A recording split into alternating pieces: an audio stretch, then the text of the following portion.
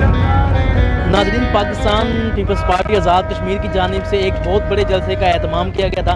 बिलावल भुट्टो के हुक्म पर खानेवाल से भी पाकिस्तान पीपल्स पार्टी के कारकुनान की बहुत बड़ी तादाद, मसूद मजीद खान डाहत साहब जो हल्का पीपी 206 के पीपल्स पार्टी के उम्मीदवार हैं, उनकी जानिब से गाड़ी का अरेंज किया गया।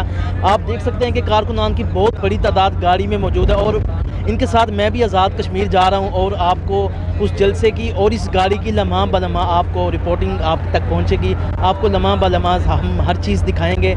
आज़ाद कश्मीर में जो जलसा हो रहा है पाकिस्तान पीपल्स पार्टी का, उसकी भी आपको कवरेज भरपूर दिखाएंगे हम। तो आसिफ चौधरी को गाड़ी से इजाज़त दीजिए। बहुत शुक्रिया।